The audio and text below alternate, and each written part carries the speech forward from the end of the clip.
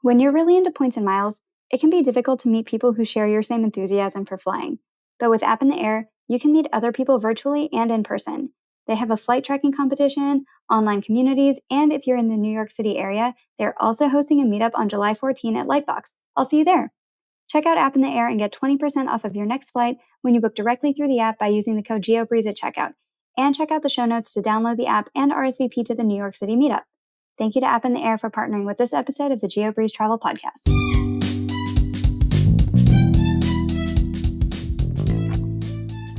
Welcome to the Geobreeze Travel Podcast, a show for anyone wanting to level up their travel hacking lifestyle. I'm your host, Julia Menez. I'm a travel hacker, coach, speaker, Filipino-American ENTJ who loves solid travel gear and using shortcuts on spreadsheets. On this show, I'm on a mission to bring you travel hackers from all walks of life to help you level up your travel hacking game. We dive into credit cards, miles, points, strategy, mindset, and the secrets behind how to travel the world for next to no cost. So let's get hacking.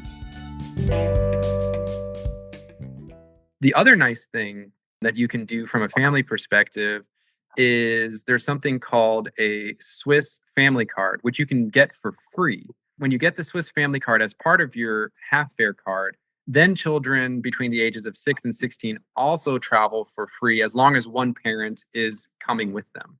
So basically, when you get your half fare card for your adults, you apply for the Swiss family card, and then basically all of your children under the age of 16 travel for free everywhere in the country. So that's a great way of saving it. The other nice thing about the travel passes and the half fare cards is that you can get into over 500 different museums within the country for free when you have that card. So if you're not out enjoying nature and you want to have some of those days where either it's rainy or you want to do something different, those cards also come with a free, basically, museum pass to 500 museums across the country. Hey there, points people. You just heard a clip from Kevin Zanes from The Points Analyst. Kevin is a points enthusiast who leverages his big data background to find hidden value in points and miles earnings and redemptions. He grew up traveling the world, and his family of 6 recently moved from Indiana to Switzerland. In this episode, Kevin and I discuss how Switzerland is a notoriously expensive country to visit, but there are ways to make it more affordable. We discuss flights, hotels and accommodations, food, excursions, and more. If you are traveling or moving abroad from the United States, make sure you have a credit card that has no foreign transaction fees. My go-to card is the Chase Sapphire Preferred, which is also one of the most popular cards for beginners who are looking to get started with points and miles. Remember, if you are interested in applying for a new credit card to earn more points, never ever apply through Google. Always use a friend or creator's referral links to help them earn more points or commissions. If you are interested in supporting this show when you apply for your next credit card, check out geobreezetravel.com/cards. And we have a link to the Chase Sapphire Preferred for you in the show notes as well. And now, on with the show. Hey, Kevin, welcome to the Geobreeze Travel Podcast. Hey, Julia, it's great to be here. I'm so excited to have you here. We are going to talk about Switzerland today and your very mathy approach to points, which I love because I went to actuary school and all of that. And I really like how you break down everything in such an analytical way. Before we get into all of that, tell us a little bit about yourself. How did you get into points and miles? Yeah, so the interesting thing about my points and miles journey is I kind of jokingly say that I was in the points and miles world for 10 years before I knew I was in the points and miles world. So early on in my professional career, I used to travel a lot. I supported our international affiliates, and so I was on a plane all the time, racking up hundreds of thousands of airline miles. And every now and then I would turn those miles into free trips. And so I was like, this is awesome. This is so great because I travel all the time. I get my free miles, and then I get to use those free miles to take fun trips around the world. And that kind of sounds like I knew what I was doing, but I kind of look back, and during that entire time, I had no hotel loyalty programs. I probably could have been lifetime status with multiple hotel brands, but I had no idea what I was doing. So that's the passive side. And only recently, I kind of got more into points and miles. And the real impetus for getting into it was actually my family.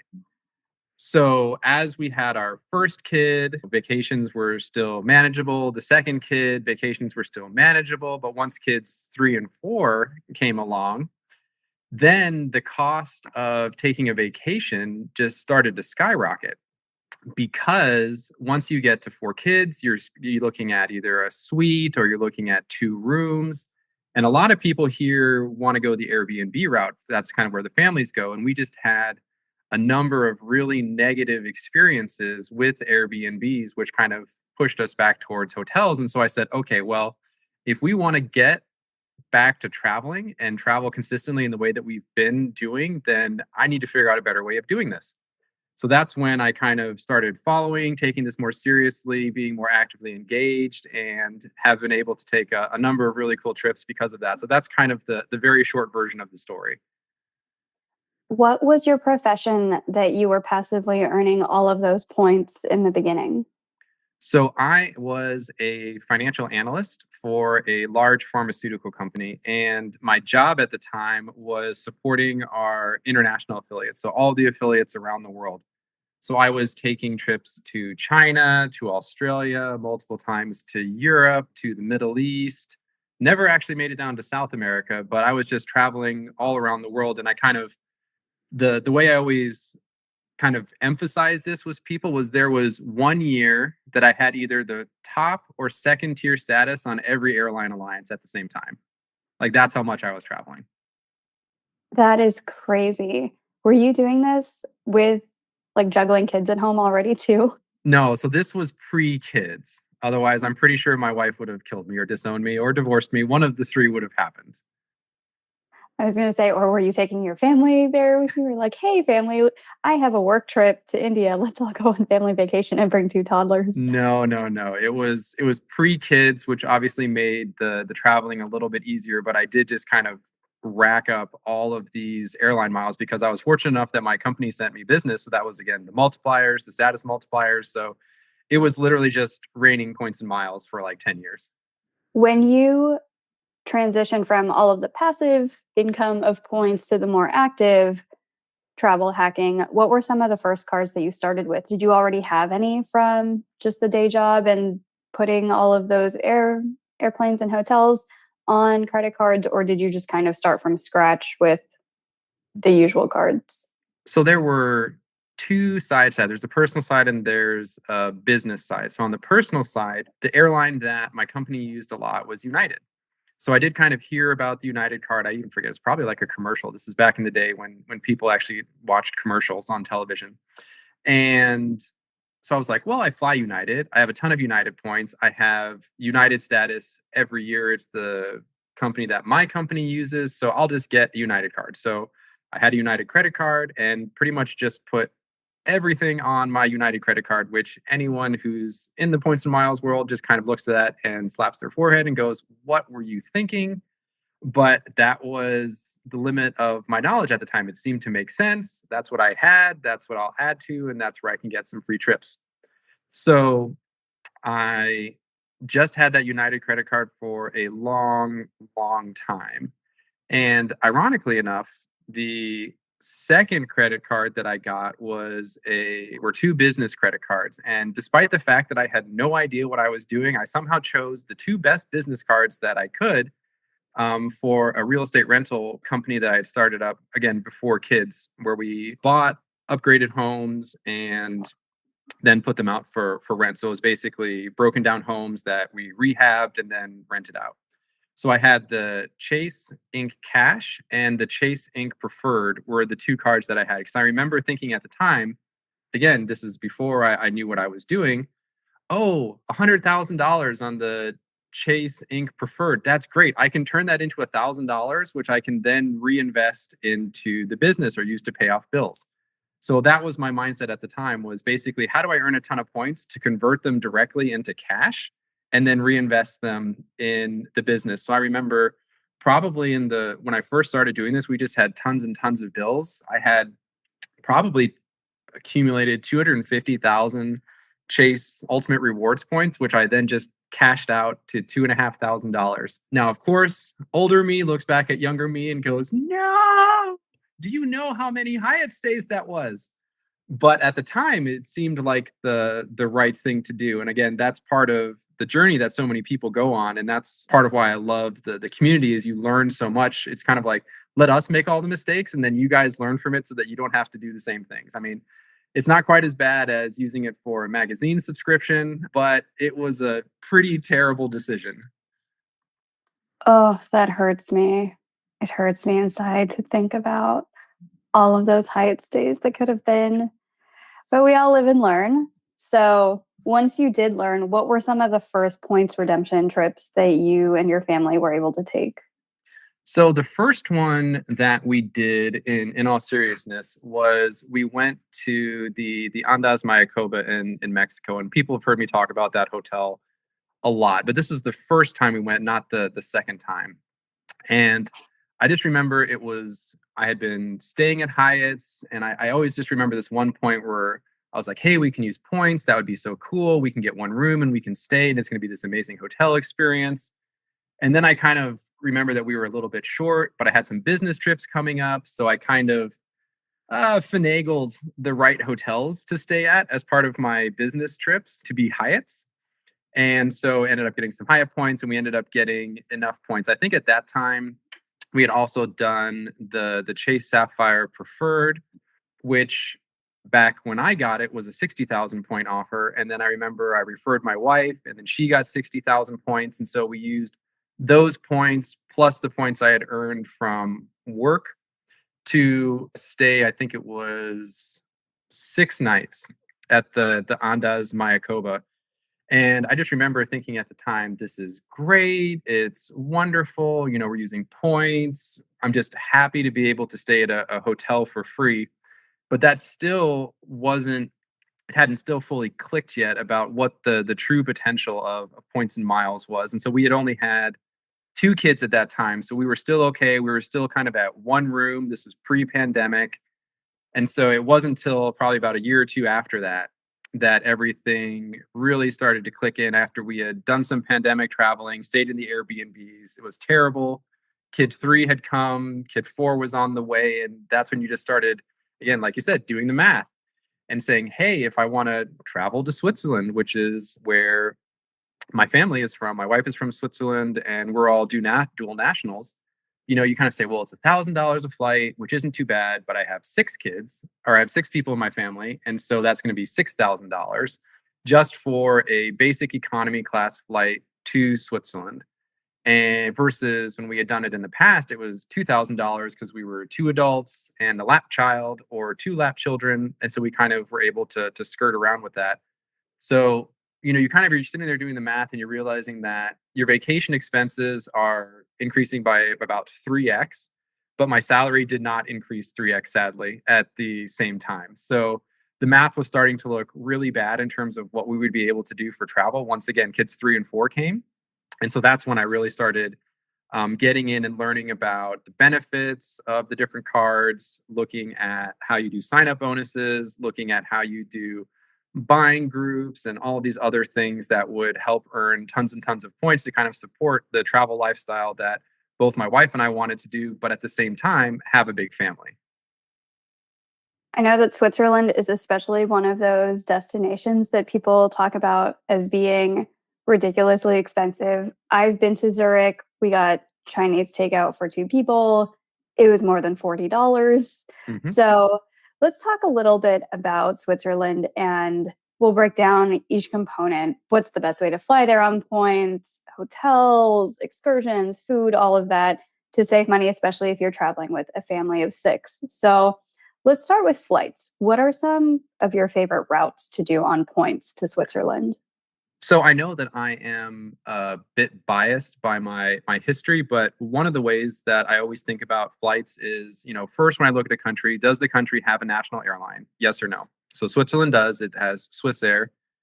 And the second thing is, okay, well, if it does have a national airline, is that airline part of any alliance? And so then you say, yes, Swiss is part of the Star Alliance. So I traditionally start with Star Alliance flights to try to book my tickets to Switzerland.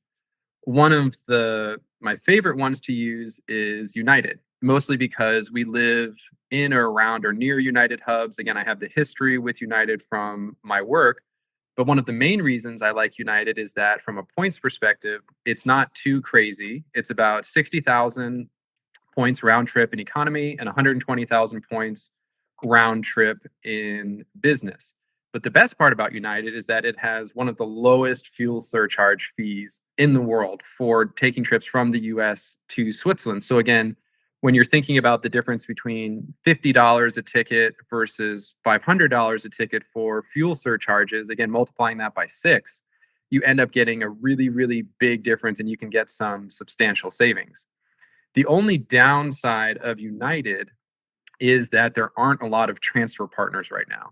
So Chase is obviously one transfer partner. And then recently with the big announcement, Built Rewards is the second transfer partner.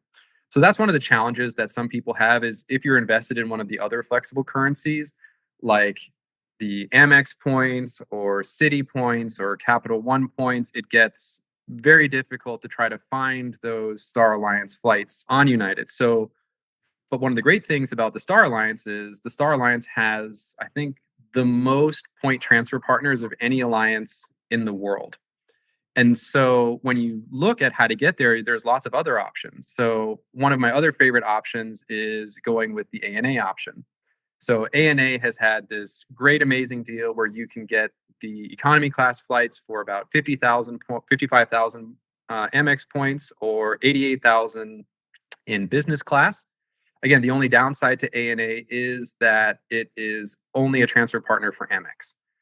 And so that kind of brings me to my third one, which is for people that want the most flexibility, Air Canada's Aeroplan has actually been one that I've been paying a lot more attention to because it has transfer partners from either, I forget if it's every bank or almost every bank or every major flexible points currency you can transfer to Aeroplan.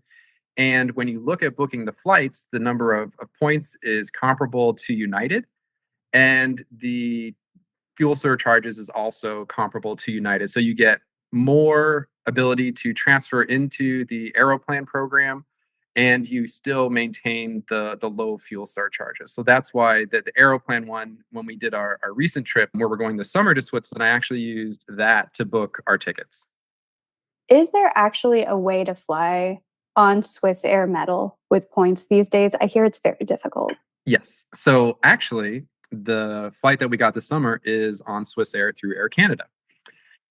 So again, that's looking on either United or Air Canada are the two that I've found the most useful in terms of trying to get those Swiss Air flights directly from either Chicago, I think is one of the main places. Most of the award space that I find on Swiss Air is out of Chicago O'Hare, but I think also DC, the Dulles Airport, and I also think Newark has some random Swiss flights as well.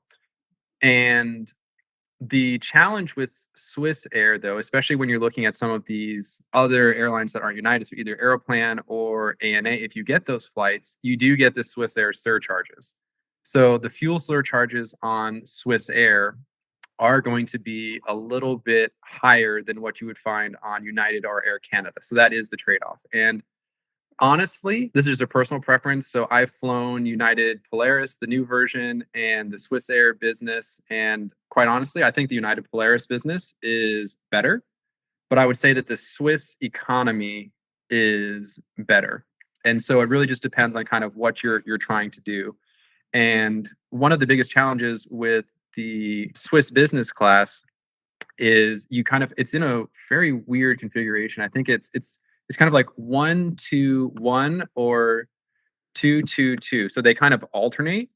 And so you can have some seats in business class that don't have direct aisle access. You have some seats in business class which don't have a window. One of the great resources to look all this up is for people that don't know about it, Seat Guru. Just go onto their website, look up your airline, and you'll be able to see which are the good and which are the bad seats on Swiss Air. But they do have some weird configurations in business class. I love Seat Guru for looking at different planes because if you're going to be shelling out all of these points for a business class flight, you want to make sure it's the good business class, not something that's maybe a recliner seat that doesn't actually go too far back. If you are listening to this episode thinking, I wish I could travel like this, but I don't know where to start, I offer free credit card consultations by email at geobreezetravel.com/consultations. Additionally, I host a masterclass and group coaching session each month through the Patreon. We've also added a new Patreon feature. Once you've been in the Patreon for 12 consecutive months, I will gift you a vacation voucher to the city of your choice. I've also added an option to sign up for an annual membership. With this option, you will get 2 free masterclasses each year, and you'll get your vacation package voucher upfront. You can find more information about the vacation vouchers, consultations, and more in the show notes. This week's Patreon shoutout goes out to Maria. Thank you so much for being a part of the Geobreeze Travel Patreon community. The other thing that I will say, because we ran into this recently, and this is something that people do not fully appreciate. A couple of years ago, Swiss changed some of their policies. So as an example, if you book a Swiss flight through United or through Air Canada, you actually can't choose your seat, even in business class. How does that work for families if you want to be sitting next to each other? Rolling the dice. I mean, because when we booked ours for Switzerland this summer, I called their help center. I went on the website. I called like 5 different versions, and they're basically were like, no, we can't do it. So the only time you can choose your seat on Swiss is when you book through Swiss directly, which obviously takes the points and miles side out of it. So it's just a word of caution for people that do book a Swiss Air flight through United or through Air Canada. You may not be able to choose your seat even in business class, and then you're kind of at the mercy of the computer system to figure out where you're going to sit. Oh, that's rough. Best of luck, because I know that it can be a hassle for families trying to find seats together if there's just no way to do that beforehand and you're trying beforehand to get everything planned so that you don't have to do the whole request of the seat switcheroo once you're actually on the flight. But best of luck. Yes.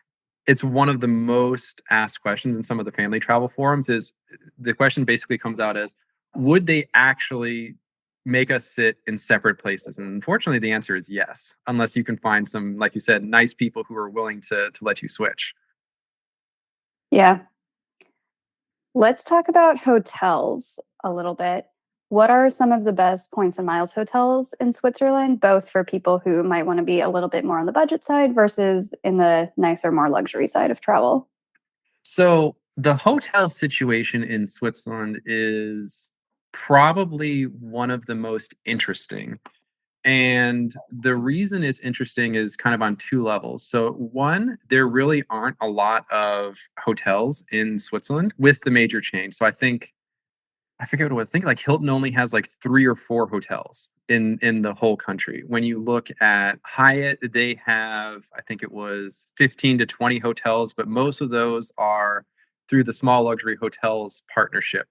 Marriott and IHG also don't have a huge footprint in Switzerland. And one of the kind of problems that creates is you're not going to have one of those hotels in some of the major cities.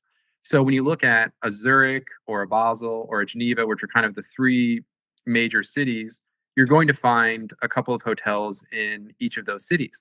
But as an example, one of the cities that most people want to go to is Interlaken. And the reason they want to go there is because the Lauterbrunnen falls are there, and the Jungfrau, which everyone wants to go to, top of Europe. Interlaken is kind of your main launching off point. There are exactly 0 hotels across the 4 major hotel brands in Interlaken. And so when you're looking at points and miles, what that then leads you to is booking through the portals, which I traditionally discourage heavily just because of some of the issues with not getting status and not getting good value and not getting good redemptions. But in Switzerland, I think it's one of those rare cases where you can actually use the portals to find some really nice kind of Airbnb style places in some of those cities which may not have the major hotels. The other thing that I will say is overall, kind of coming back to the math side, is that the hotels in Switzerland in general, you're not always going to get a ton of value in some of those hotels when you book in Switzerland. So that is the other challenge is even the hotels that they do have, you may not be able to get the best value out of them when you're staying in the country. I'd say that when I looked at the different options, there are definitely some good options in Hyatt. I mean, for people that want to spend a ton of points, the Park Hyatt in Zurich is a really great hotel. It is a good value for your money. Obviously, it's a great hotel, and it's not one of the Park Hyatts that got increased to a Category 8. So it's still actually a Category 7. And so that can lead to some good deals, especially in the off season. The other place that there are a lot of pretty good deals is in the kind of the southwest part of Switzerland, where you have the Lake Como as well as another lake that's called Lake Maggiore. There's a couple of small luxury hotels that are on the lakes that are really good value, really pretty, and those are fantastic towns to kind of walk around. But coming back to the portals, when you use them, you can find a lot of really good options, and you can use those points and or kind of the cash erasure. So either using Capital One or Chase. And obviously, when you do Chase, I jokingly say it's almost worth kind of like upgrading to the CSR, the Chase Sapphire Reserve, for like 1 month to use the 1.5 multiplier and then just re-downgrading after that, because you get the access to it instantly and you get that extra bonus. But one of the unique things about Switzerland, and this is where people kind of forget this, is sometimes points and miles aren't always the best answer. Switzerland has a lot of opportunities to book what are called holiday houses through the local tourism sites. So almost every city or every region in Switzerland, if you do www.thatcityorthatregion.ch, you'll be taken to the local page for that city or region. And in that page, they have lots of like things to do, but they also have an accommodations section. And so you're able to go into that accommodation and look for holiday houses. And just to give an example, a couple years ago, we did a trip to Zasve, which is a city that's kind of on the other side of the mountains from Zermatt. So there's kind of like Zermatt mountains, then Zasve. So that's just kind of the region that it's in. And we were able to book a 3-room or 3-bedroom holiday house in Zasve for 1 week for $1,000. So those are some of the options that you have. So again, if you're in some of the bigger cities, you can use points and miles and stay at some of the nice hotels. If you can't do that, use the portals to look at if there are some good Airbnb style or bed and breakfast style places in some of those other cities that do not have the major hotel brands. And then if both of those things kind of don't work out, you can look at the travel portals for each of the individual cities and try to find some of those holiday house deals, because there are actually some really, really good deals for those holiday houses. And we've actually taken advantage of those. The only caveat to those holiday houses, though, is you always need to book them for a week to get the good deal. And usually it's a set week. So I think it's either Saturday to Saturday or Sunday to Sunday. I forget what it is, but it has to be in that time frame. You can't book Wednesday to Wednesday and get the same deal. That is a good thing to know. So, what kind of discount do you get off of those versus are you allowed to book one day at a time at all and it's just not a good deal? Or do you have to book a week at a time or nothing? No, you can book those for a day at a time for at most of them. I kind of say it's kind of like if you rent a car. If you rent a car and you do it day to day, it's going to be $50 for each of the days. But if you book it for 7 days, we'll give it to you for $250 versus the $350 that it would have been if you booked them individually. It's kind of like that. So there are some discounts. I wouldn't say that it's like if you booked each individual night, it's going to be $500 a night. It's nothing crazy like that. But there is a pretty significant discount when you book the week versus just booking the individual nights. But again, it is possible. That's an awesome tip. How about for anything outside of airfare and hotels? Any tips on saving on excursions or food or anything else in Switzerland, since it tends to be one of the more expensive destinations for people? Yes. So the kind of, as you said in the beginning, the traditional mindset of Switzerland is I want to go to Switzerland. And then I looked up the cost and then I decided to go literally anywhere else. But there are a lot of tips that you can. Again, the other classic thing is, hey, I went to McDonald's and it's $10 to eat at McDonald's is kind of the other classic saying, which is completely true. But there are a lot of other things that you can do to help save on the cost, both in terms of food, in terms of excursions, in terms of transportation within it. So, one of the really good tips on getting around Switzerland is, like many countries in Europe, Switzerland has a great public transportation system. And one of the great things about the public transportation system is you also can get what's called a half fare card or a Swiss travel pass. So you basically kind of pay a one time upfront fee, and then all of your travel after that becomes essentially 50% of what it would be otherwise. And so if you want to do a lot of different stops in Switzerland, you don't want to stay in one place for a long time, the train is a great option, and you can get that half fare card that will save you significantly on that cost.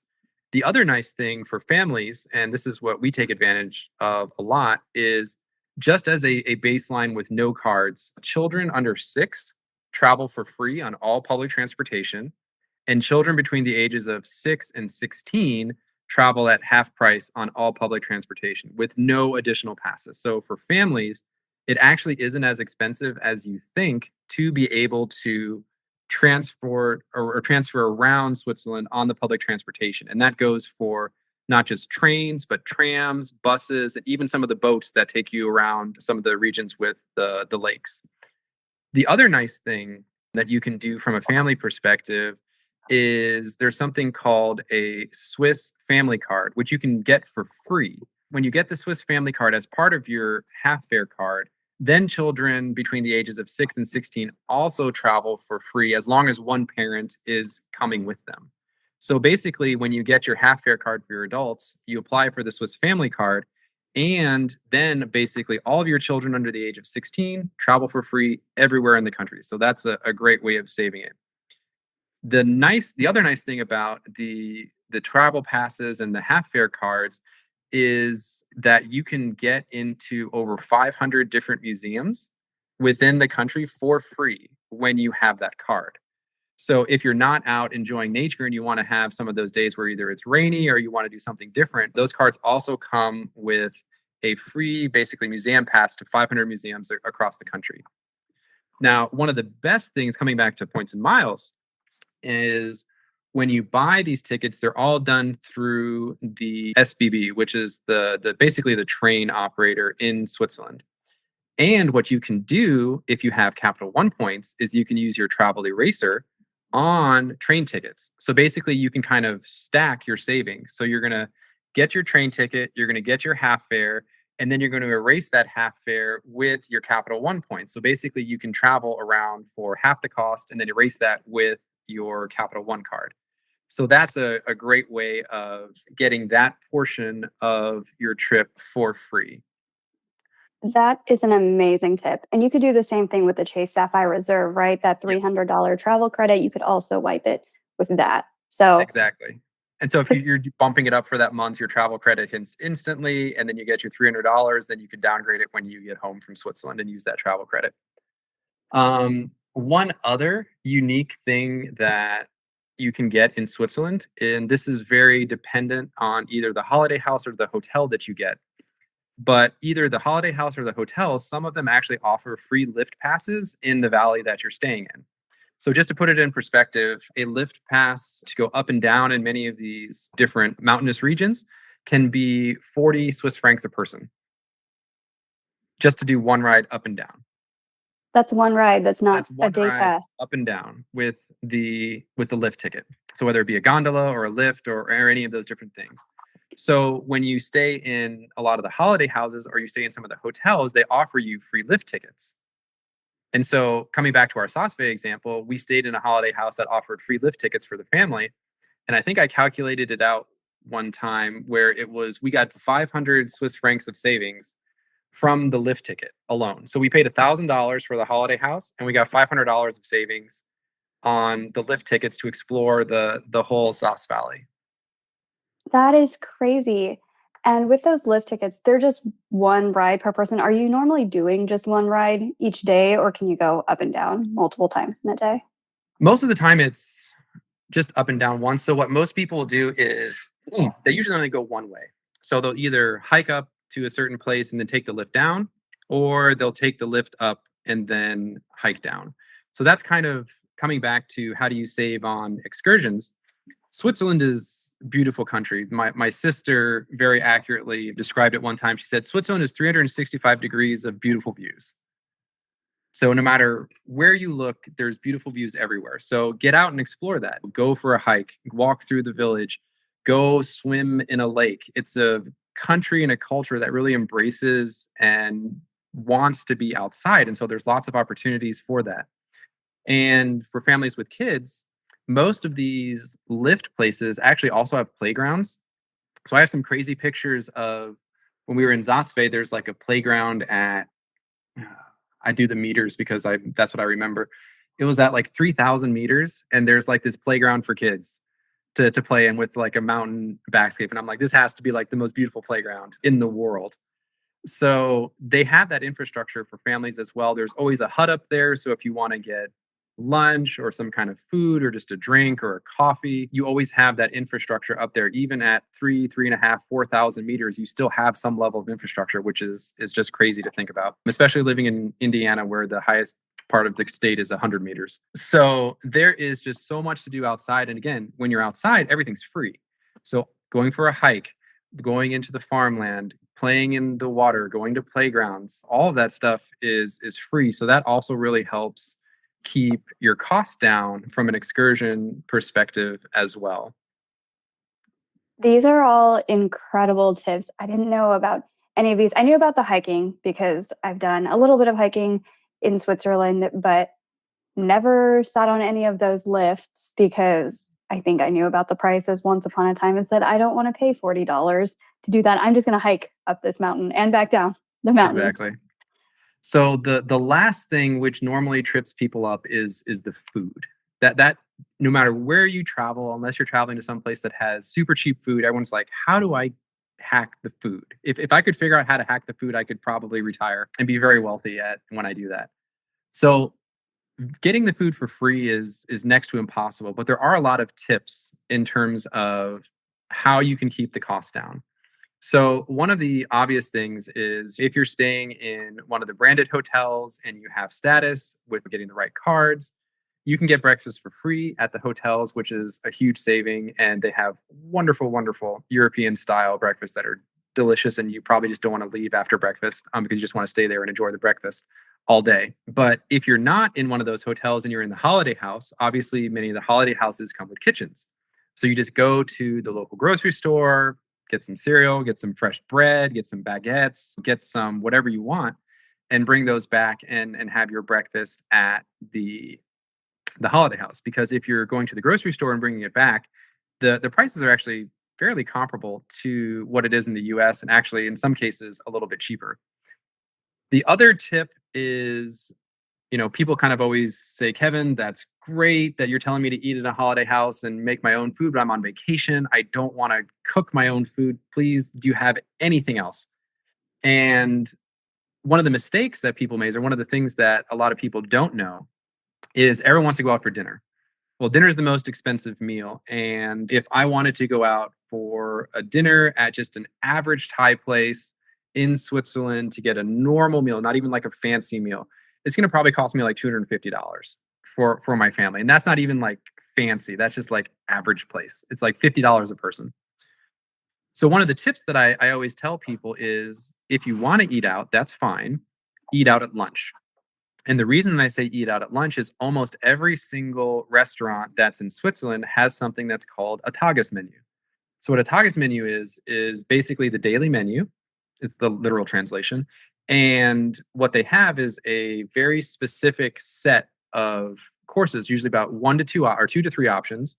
And in those 2 to 3 options, they offer it for basically a massive discount. So I think a full meal would be 15 francs at a sit down, nice restaurant. 2 to 3 courses and a drink would be 15 francs. So it is extremely inexpensive. Almost every restaurant has that. And so that's a great way to still get out, eat the local food, experience the culture, and still be able to kind of save the money. The other tip that I have isn't necessarily a direct savings on food, but it's more of a way of covering food costs. And this comes back to something that I talk a lot about, which are bank bonuses. So, bank bonuses, for those that don't know, are essentially where you get a cash bonus for opening up a checking account with the bank and then performing a certain set of activities, normally things like a certain amount of deposits, a certain amount of transactions, things of that nature. So over the course of the year, I usually try to do about between $1,000 to $2,000 worth of bank bonuses. And then I use all the money that I've made from those bank bonuses to then cover any of the additional food charges that I have when I'm on vacation. And usually through those bank bonuses, I can cover almost 100% of the food charges. So again, it's not a direct way of using points and miles, but it's basically a way of covering your food costs for no extra money. How do you track all of the good bank bonuses that are currently available? So the best place is the Doctor of Credit website. So in the Doctor of Credit website, they actually have a specific section that is dedicated to bank bonuses. And they'll periodically say which ones are currently active, and you can kind of scroll that on their main page feed. But then usually on that, there's a link in each of those that says, here are the best bank bonuses currently available. And if you click on that, it'll take you to all of the different bank bonuses that are available. And the nice thing that they do is they break it down into, here's ones that are national, here's ones that are region or state specific, here's ones that are saving counts, and they break it down into the different categories. So it's really easy to follow, really easy to use, and that is kind of my Bible when it comes to bank bonuses.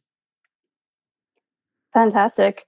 You have provided so much value in this episode. This has been awesome. If you had to sum up all of your points and miles knowledge into like the best tip that you have, what would you say is your number one tip?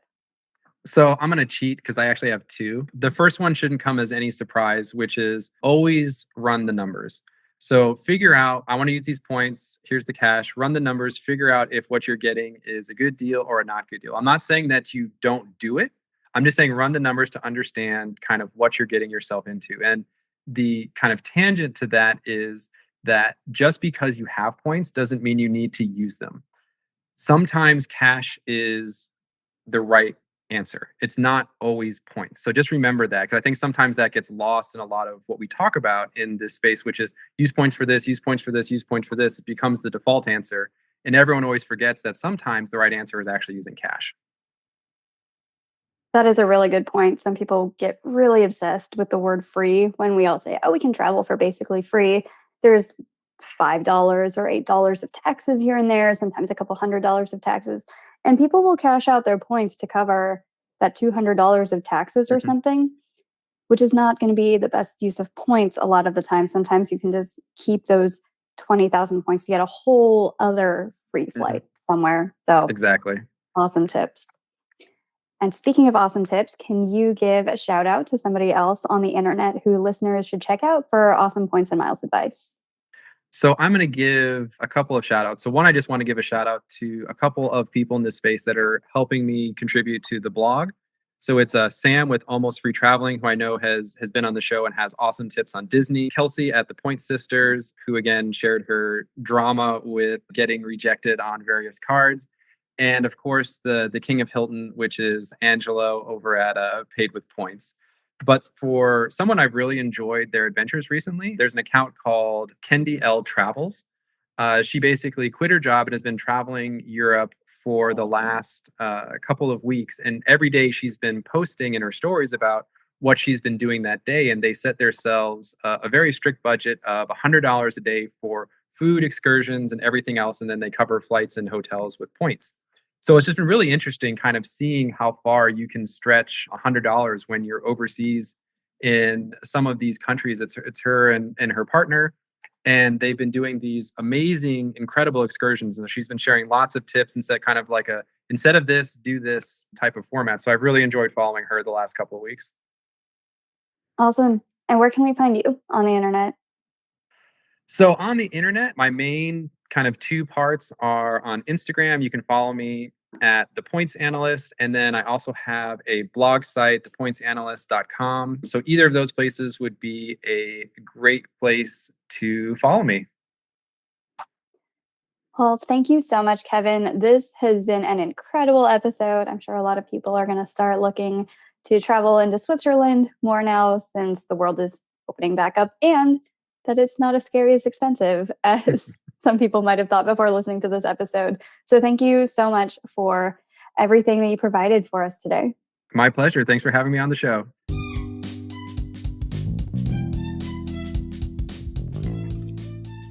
Thank you so much for listening to today's episode of the Geobreeze Travel Podcast. If any of the cards mentioned in today's episode piqued your interest, please check out the links in the show notes for more information on any of the cards. Also, if you apply for a card using the links on that page, I may receive a commission too, so please and thank you. P.S. I hear the links work better in Internet Explorer or Safari, and sometimes the credit card applications tend to glitch out in Chrome. Additionally, it would mean the world to me if you could subscribe to this podcast, leave a 5-star review, and share it with a friend. And if you would like to make even more travel hacking friends, please sign up for the Patreon to access our monthly masterclass hangouts. We dive deep into a particular points program each month, and you'll get to ask all of your travel hacking questions and enjoy being around other people who enjoy points and miles just as much as you and I do. If you would like an invite to the next one, head over to geobreezetravel.com/hangouts to sign up to be on the invite list. Take care and happy travels!